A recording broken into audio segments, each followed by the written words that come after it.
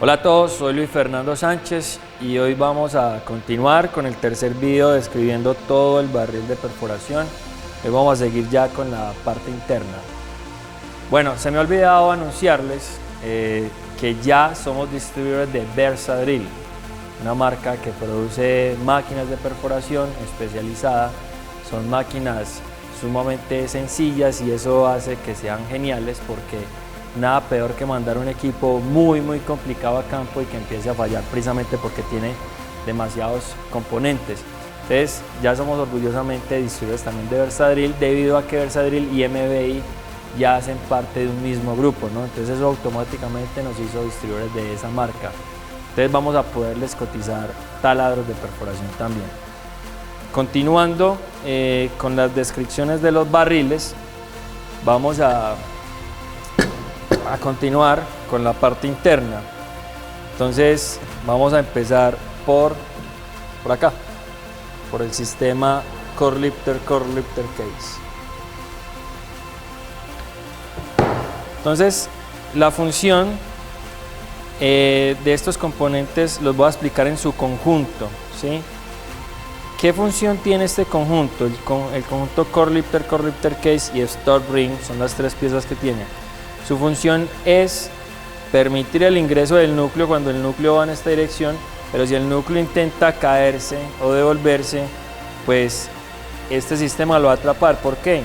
Porque es un sistema cónico. Un sistema cónico que al irse hacia abajo, lo que vamos a ver es que, miren la ranurita que hay acá, se cierra, se reduce el diámetro, entonces por eso atrapa el núcleo. También este sistema está involucrado en el corte de núcleos compactos. Cuando el terreno está compacto, por supuesto, todo este sistema tiene que cortar el núcleo. En este conjunto también tenemos variantes. Para el caso del Core Lifter Case, existen Core Lifter Case con el interior cromado. ¿De qué nos puede servir un interior cromado en un Core Lifter Case? Primero que todo, ese cromado va a hacer que el acabado superficial de la parte interna sea mejor. Entonces, al tener un acabado superficial mejor, va a hacer que este movimiento sea mucho más fácil, mucho más sencillo, con menos fricción. Entonces, la eficacia que va a tener el sistema para retener el núcleo va a ser mayor, ¿sí? ¿Qué otras variantes existen? Existe un Core Lifter Case que tiene una canasta, un basket, que lo que va a hacer es que cuando recuperemos núcleos de estos que se destruyen fácilmente o que al intentar el Core Lifter retenerlos se destruyen y se caen, lo que va a hacer es que cuando pase por esa canasta va a ser imposible que ese núcleo se devuelva porque lo va a atrapar, ¿sí? También existe esa variante. Variantes respecto a los Core Lifters, hay varios. Los más comunes son este que es tipo Brown o Slotted, y está este que es Floated o brochado. El más común es el brochado y básicamente se usa para todo tipo de terreno, pero si leemos manuales nos dirá que este es para terrenos fracturados y este es para terrenos compactos. Yo sé que muchos de ustedes han usado este retenedor en terrenos compactos y no les funciona, dicen que suelta la muestra. Bueno, el hecho es que este diseño sí es para terreno compacto porque tiene un área mayor de contacto y eso puede aumentar el contacto con ese núcleo compacto y lo puede lograr cortar o retener más fácil. Pero ¿qué desventaja tiene? Que es que este es más rígido que el brochado, entonces esa acción de cerrarse va a ser un poquito más difícil que con este. Por ende, la limpieza, no solo con este tipo de Core Lifter, sino con cualquiera, la limpieza en esta zona es fundamental. Tiene que estar muy limpio y bien lubricado para que este movimiento sea eficiente. Y quizás por eso es que no funciona mucho en campo. Lo digo ¿por qué? Porque este tipo de retenedor, el Floated o brochado, no existe en los sistemas de pared delgado. Thin Wall no existe, solo existe este. Y hasta el momento se logra perforar de forma exitosa con este tipo de retenedor en sistemas de pared delgada. O sea, el sistema realmente sí funciona. Lo que creo que ocurre es que como es más rígido, no desciende fácilmente, pero creo yo porque esto está muy sucio o porque no está bien lubricado. Puede ser eso, ¿sí? Entonces, bueno, acá el mensaje que les quiero dejar también es que esto siempre tiene que estar muy limpio. No puede haber residuos de arcilla, mucho menos de arena. Totalmente limpio. Cuando ustedes saquen el tubo interno, límpienlo con agua, por supuesto, y después agréguenle algo de grasa, ojalá grasa de linaza, jabón de linaza, que no tiene impacto sobre el medio ambiente, ¿no?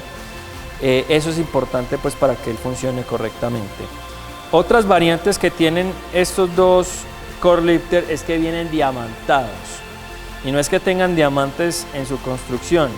Lo que ocurre es que tienen un tratamiento termoquímico mucho más fuerte que los hace mucho más duros, mucho más resistentes a la abrasividad.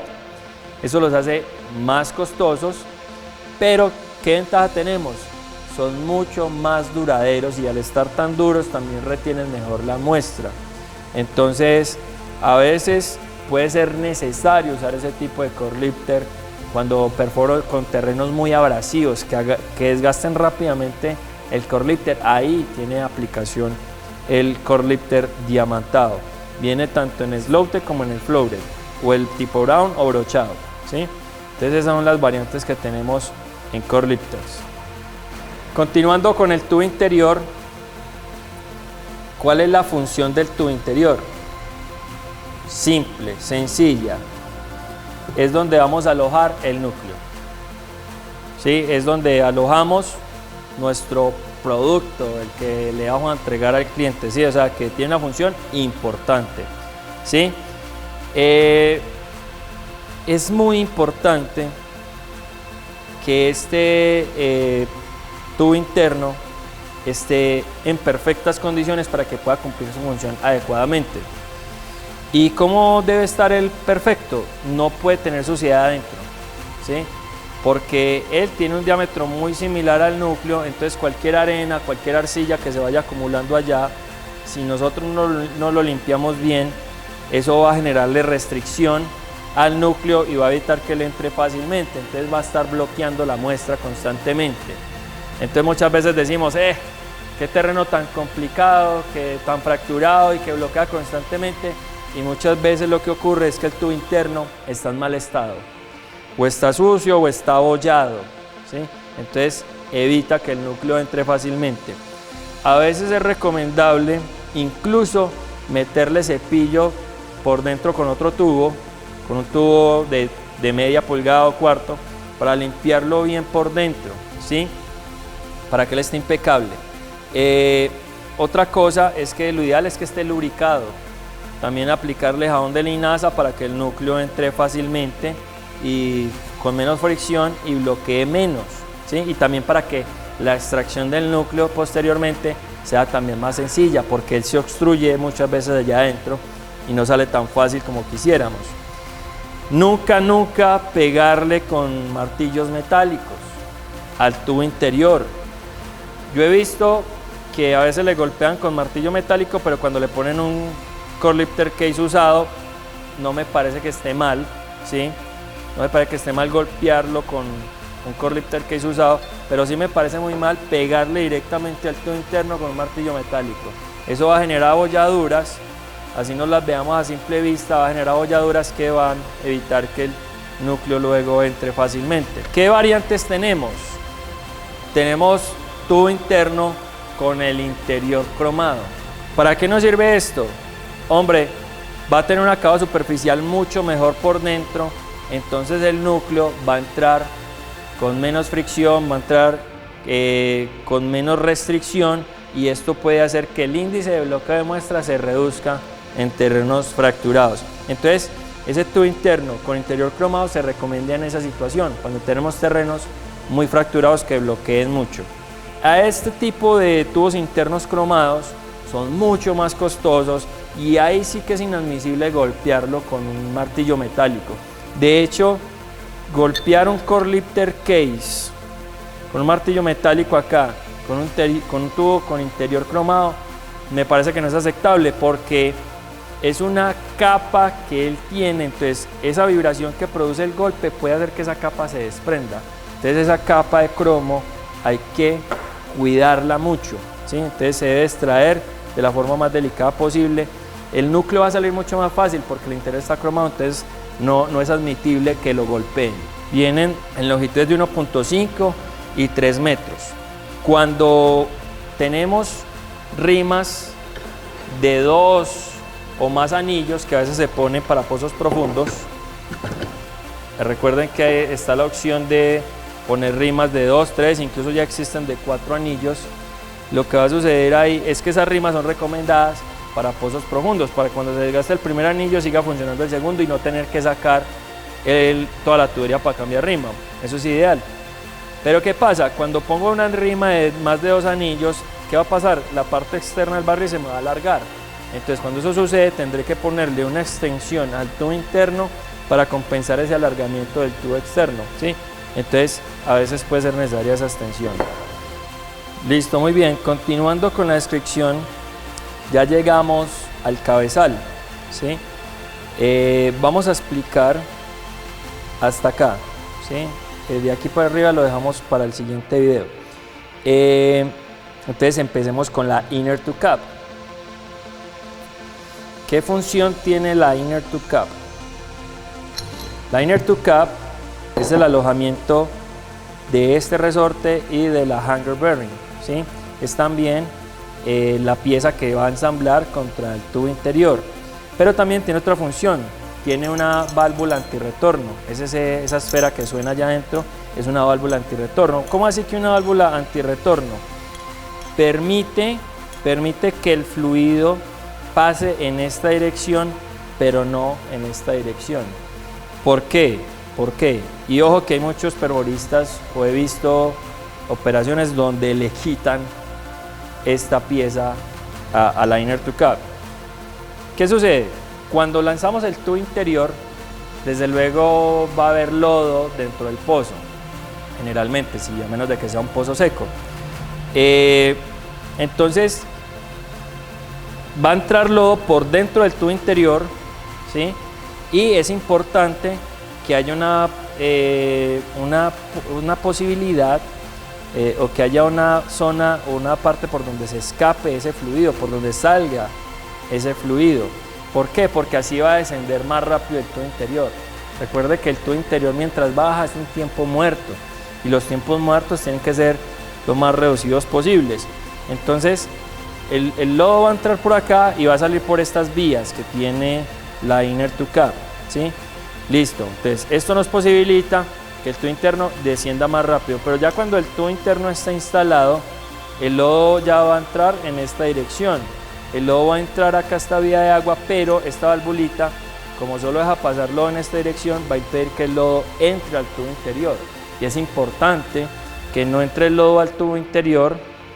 A ver, esquematicémoslo acá un poquito. Muy importante que no entre lodo al tubo interior mientras se está perforando, porque eso generaría una contrapresión. Está entrando el núcleo, que es algo delicado, y no queremos que entre lodo acá a perturbar en lo absoluto ni a generar contrapresiones, ¿sí? Entonces, desde luego es importante que esté esta válvula para que el lodo siga de largo hasta la broca y haga sus funciones, ¿sí? Haga sus funciones y no entre al tubo interior. Es importante eso. Muy bien, en la tapa del tubo interno está la grasera, nipple, ¿sí? Función importantísima de la grasera. ¿Por qué? La grasera también tiene una esferita que es antirretorno, o sea, permite el ingreso de grasa, pero evita que se salga. Cuando las graseras están malas, sale grasa y eso desde luego no está bien. Desde luego es importantísimo que esté en buen estado, porque si no la tiene, yo he visto que les toca poner un trapo y luego poner a presión la boquilla de la engrasadora para lograr que entre grasa, pero como está mala o está ausente, porque también he visto que se parte y no la reparan, la grasa se va a devolver y no nos sirve para nada la grasa afuera, nos sirve la grasa adentro, lubricando los rodamientos. Esta graserita es muy económica, todo el mundo debería tener repuesto de esto en plataforma y es crítico. He visto muchos cabezales sin esta importante pieza ahí, que ahí donde la venta en humildona es importante. Ya salimos de la tapa tubo interno, ¿sí? Ahora seguimos con esta parte. Bueno, función de la Self-Lock Nut. La función de la Self-Lock Nut es darle torque, compresión a este sistema, a este resorte y a los rodamientos. Se llama Self-Lock Nut porque es una tuerca de seguridad, es una tuerca que es difícil de enroscar y desenroscar porque ella tiene un sistema que evita que se desenrosque con vibraciones. Es importante pues que esté en buen estado. He visto unas que ya se desenroscan fácilmente, porque ¿qué pasa si se desenrosca estando perforando? Que a la hora que pesquemos vamos a terminar pescando esta parte del cabezal y la parte interna y el otro componente, que es el tubo interno que tiene el núcleo, se va a quedar abajo, lo cual nos va a obligar pues a sacar tubería, ¿sí? Entonces es muy importante que esté en buen estado. Listo, muy bien, la Self-Lock Nut. Y ahora sigue el resorte, el Compression Spring. ¿Cuál es la función de este resorte? Este resorte tiene varias funciones. Una función de él es darle carga a los rodamientos, una función. Segunda función, cuando el tubo interno golpea con el landing shoulder, el landing ring, este se va a comprimir un poco, entonces genera una pequeña amortiguación a ese impacto que a veces puede ser fuerte que va a tener el tubo interno cuando ensamble. Tercera función, este resorte interviene a la hora de cortar el núcleo, ¿sí? ¿Cómo lo hace? Vamos a tener que hacer el ensamble de nuevo para que sea claro. Vamos a ensamblar todo. Ok, entonces vamos a hablar de la función que tiene este resorte. Tercera función que tiene ese resorte. Entonces, yo les dije que intervenía en el corte del núcleo. ¿Cómo interviene este en el corte del núcleo? Permite que el tubo interno se estire. ¿Cómo lo hace? Entonces, bueno, imaginémonos que el tubo interno ya está lleno de un terreno, de un núcleo compacto. Entonces, si el perforista levanta el barril, la tubería, lo que va a suceder es que se va a generar una restricción porque el núcleo está acá, compacto, sin cortar. Entonces, el tubo interno se va a ver restringido al movimiento porque está atrapado por el núcleo compacto. Entonces, si el perforista sigue levantando, inevitablemente el tubo interno se va a quedar estático, pero la broca va a levantarse, ¿sí? Pero la única forma de que el externo se levante estando el core lifter quieto es que este resorte se comprima. Se debe de comprimir este resorte para que se permitan ese movimiento. Entonces él se sigue comprimiendo, el perforista sigue levantando la tubería y cada vez más el core lifter se empieza a acercar cada vez más a la corona. ¿Hasta qué punto? Hasta que impacta contra este borde, contra este ángulo que tienen las brocas de descarga lateral acá. Entonces choca, finalmente chocó. Entonces eso fue posible gracias a que el resorte se comprimió, ¿sí? Entonces ya al chocar el core lifter contra la broca, toda esa energía de levantamiento que tiene la tubería gracias a los pistones de la máquina se le está transmitiendo directamente ya al tubo interno. Entonces cuando ya el core lifter se cierra completamente y ya ahí los cilindros hidráulicos empiezan a hacerle una fuerza de tracción al núcleo hasta que finalmente es tanta la presión, tanta la fuerza que lo rompe. Y así es que se corta el núcleo compacto. Entonces miren que la función de este resorte es bastante importante. Permite el estiramiento del tubo interno para que el core lifter case golpee directamente con la broca y sea finalmente los cilindros hidráulicos del equipo quienes corten finalmente un terreno compacto. Muy bien, entonces ahora ya seguimos con los rodamientos. El hanger bearing y el truss bearing, que para el caso de BQ son iguales. Para el caso de N son diferentes y en H también lo son. Recuerden que de hecho en HQ hay que ponerle 2 rodamientos como truss bearing. Y me han preguntado por qué en HQ lleva 2 truss bearing. Resulta que el truss bearing es el rodamiento que soporta el esfuerzo cuando se está perforando.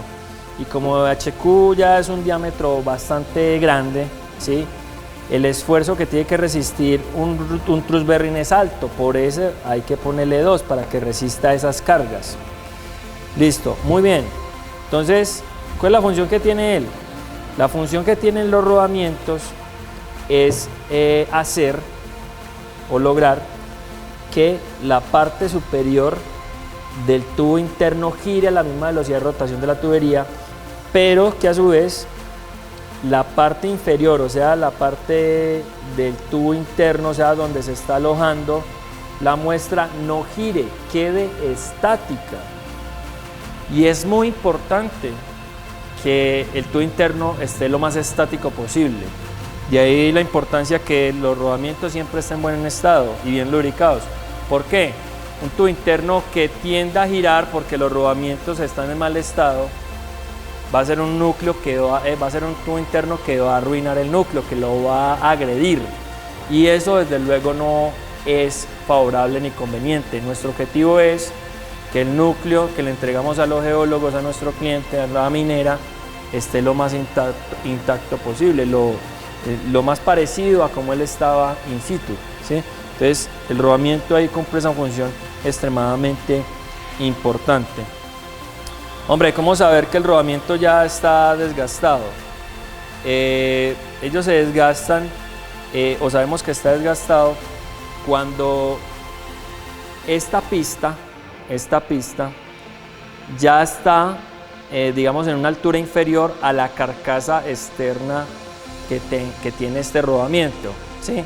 Entonces, cuando la pista ya está igual o de una altura inferior a la carcasa, ya no está facilitando el trabajo. ¿Por qué? Porque ya empieza a entrar en contacto la carcasa, entonces ya no se va a quedar estática la parte inferior del tubo interior, ya va a transferir movimiento, ¿sí? Entonces así podemos saber cuándo cambiarlos. También es importante ver en la parte interior que no haya ningún rodamiento que esté destruido, ninguna esfera, que sí tengan forma esférica, porque hay algunos que uno los ve tan desgastados que ya no son esferas sino cubos o fragmentos de esferas allá adentro, pues sí, eso ya no es tan eficiente, ¿sí? Muy bien, ¿cómo ensamblarlos? Tenemos todo un video de eso, pero vamos a recordarlo aquí fácilmente. Recordemos que los rodamientos tienen 2 pistas y las pistas no tienen el mismo diámetro interior. Hay una pista que tiene más juego que la otra. Miren, en este caso, esta tiene más juego que esta. Lo podemos detectar fácilmente en el mismo spindle o en el mismo eje que tengamos allá en campo, ¿sí? Veamos esta otra. Esta pista de este lado tiene más juego que esta. Entonces, ¿cómo se ensambla? Voy a ponerlos de tal manera que las pistas de mayor diámetro estén en la parte superior. Entonces, ¿cómo lo hago? Las pistas de mayor diámetro interno van mirando siempre esta pieza, que es el spindle bearing, ¿sí? Entonces vamos a ver acá, esta es la pista, no, esta es la pista de mayor diámetro interno. Así es que se ensambla, las pistas de mayor diámetro interno mirando esta pieza. ¿Por qué debe ser así? Porque tiene que haber un flujo de grasa que lubrique tanto este rodamiento como este. Y si los ponemos al revés, se va a generar un bloqueo de grasa y eso va a impedir que el truss bearing quede bien lubricado. Y es justamente el rodamiento que más trabajo hace y el que más lubricado debería estar. Entonces, si lo instalo al revés, no va a quedar bien lubricado y eso va a generar problemas, porque entonces el tubo interno va a tender a girar y esto se va a dañar rápidamente. Función del hanger bearing. Bueno, el hanger bearing va a ser el que le va a transmitir los esfuerzos a los rodamientos. Cuando el sistema está a compresión, ¿sí? O sea, cuando está entrando núcleo, eso va a tender a comprimir el sistema. Miren que él enrosca contra la inner tube cap, que está conectada directamente contra el tubo interior. Entonces, cuando está con presión, este le va a transmitir esfuerzo ¿a qué? A este rodamiento. A ver, que no se ve. A este rodamiento. Le transmite esfuerzo a este rodamiento. Ponemos la washer para que no se vea así. Le va a transmitir esfuerzo a este rodamiento. Pero cuando estamos extrayendo el tubo interno con el pescante, ya el sistema no está con presión, sino a tracción. Entonces le va a transmitir la carga ya a este rodamiento. Como los esfuerzos de tracción, o sea, cuando estamos retirando el interno, son mucho menores que a compresión, por eso este rodamiento es más pequeño en el sistema NIH que el truss bearing. En este caso son iguales, pues, porque los esfuerzos que sufren este sistema BQ son pequeños, entonces el rodamiento puede ser igual. Y por estandarización del sistema es ideal, pues, que sean iguales. A veces no se puede, pero en este caso sí. Este sistema, o digamos este hanger bearing, también es el separador de los rodamientos, ¿cierto? Tiene esa segunda función. ¿Cómo saber que está desgastado? Está desgastado cuando se permite el movimiento lateral de esta pieza en el husillo, o puede que estén desgastadas las dos al tiempo. Entonces ahí está nuevo, no se mueve en lo absoluto, no se mueve mucho, pero cuando está desgastado se mueve demasiado. Entonces, un error que se comete mucho es que no detectamos que esta pieza está desgastada. Entonces, ¿qué hacemos? Le damos demasiado torque a esta tuerca con la finalidad de que este cabezal, cuando estas piezas están desgastadas, el cabezal se mueve así lateralmente, ¿sí?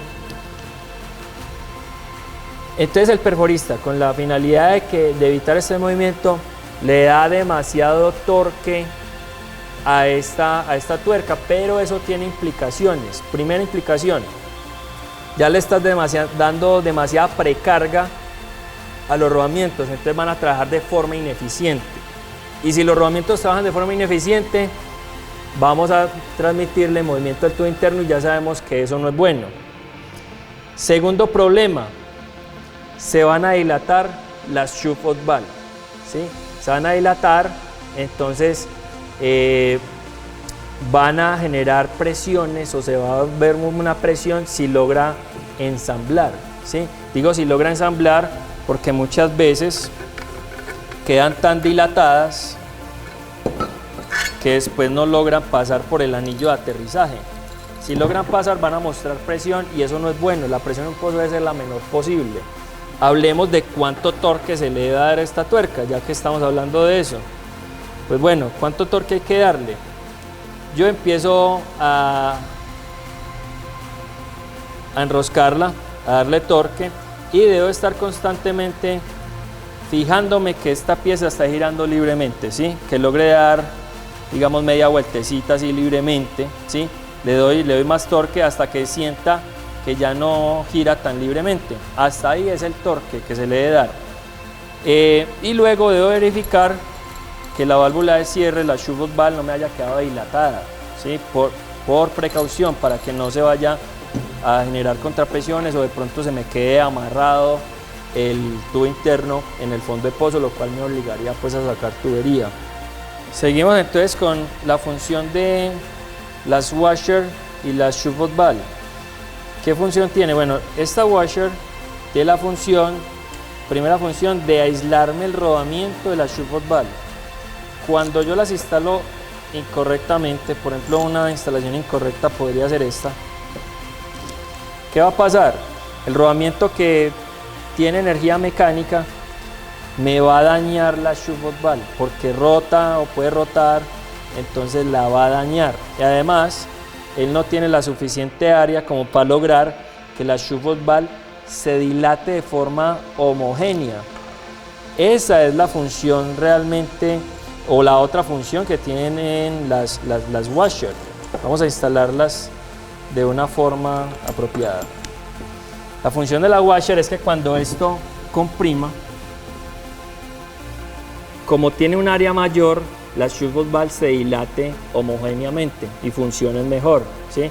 Porque si yo hago que se dilaten pero con un área mucho menor, se pueden dilatar de forma no uniforme y no puede, de pronto no sella de la forma adecuada, ¿sí? Entonces esa es la función de las washer. Vamos a instalar en el barril para ver cómo es el funcionamiento de las shootbox valve.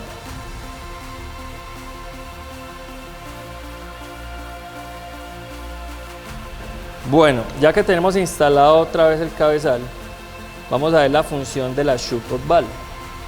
Entonces, ¿cuál es la función de ellas? Indicar que hay una compresión excesiva en el tubo interior.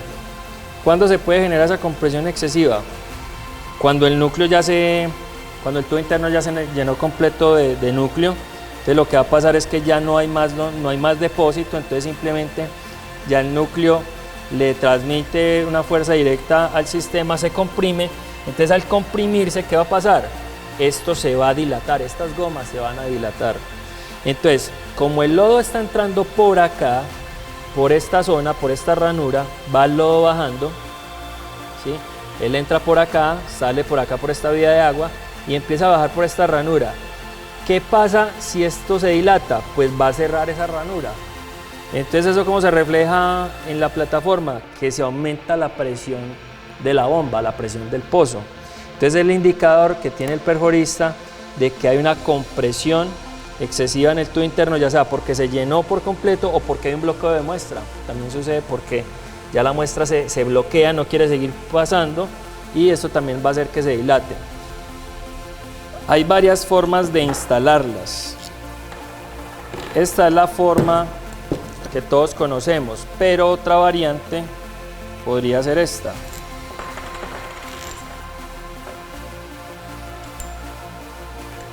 Poner las dos shootbox valve seguidas. ¿Qué va a hacer esto? ¿Qué implicación tiene esto? Lo que va a hacer es que el sistema aumenta su sensibilidad, o sea, con una menor carga se va a cerrar la ranura que hay o el espacio anular que hay entre el tubo externo y el cabezal y nos va a registrar presión mucho más fácil.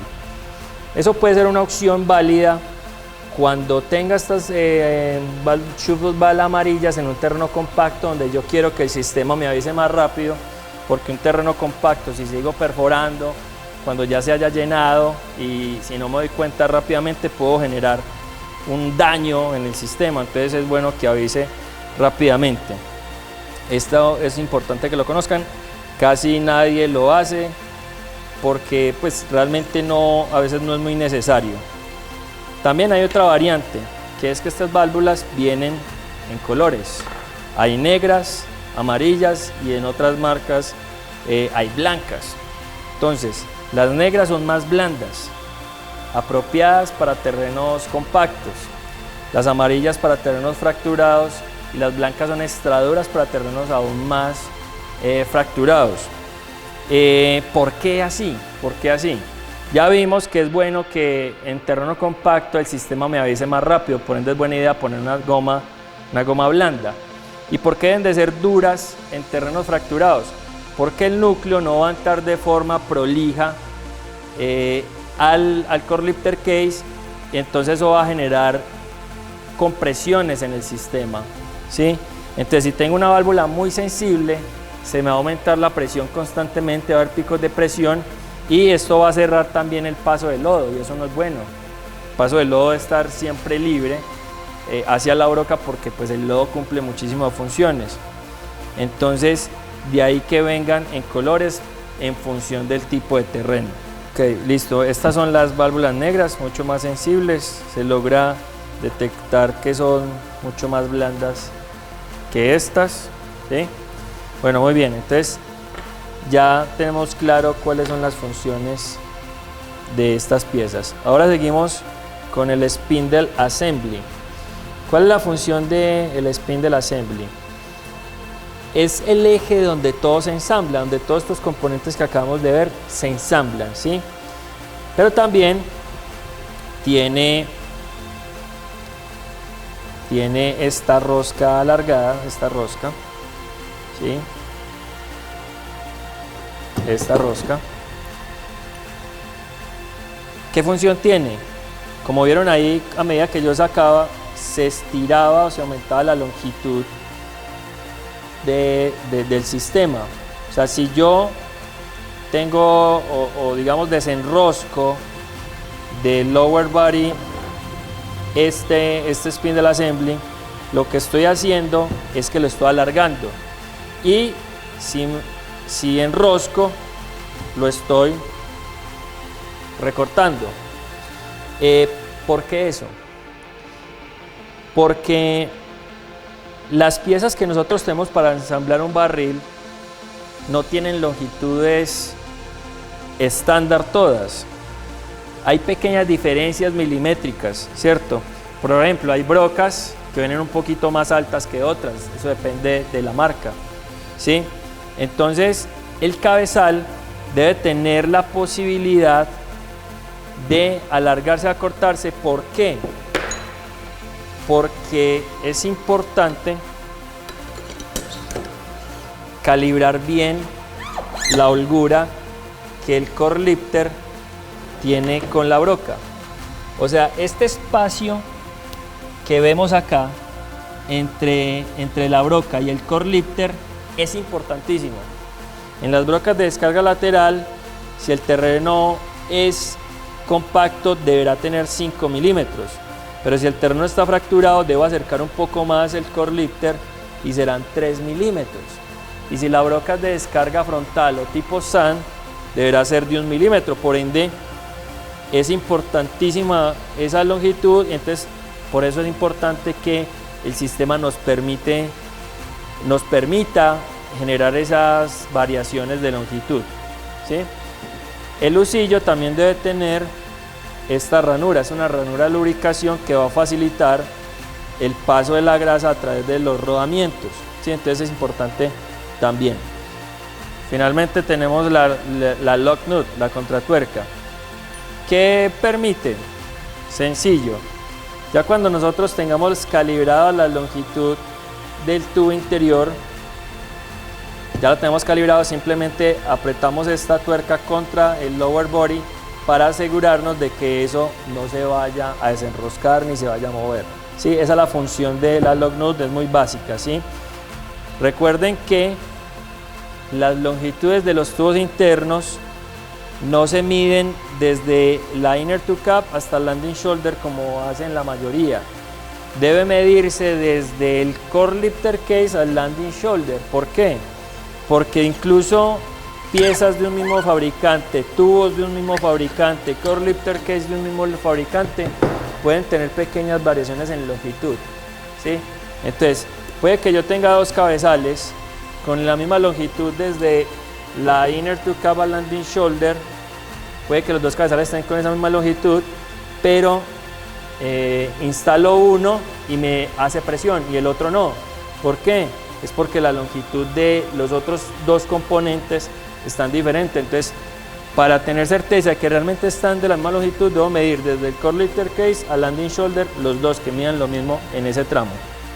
Muy bien, hasta acá el tercer video de la descripción de los barriles de perforación. Espero que haya sido claro y nos vemos en un próximo video.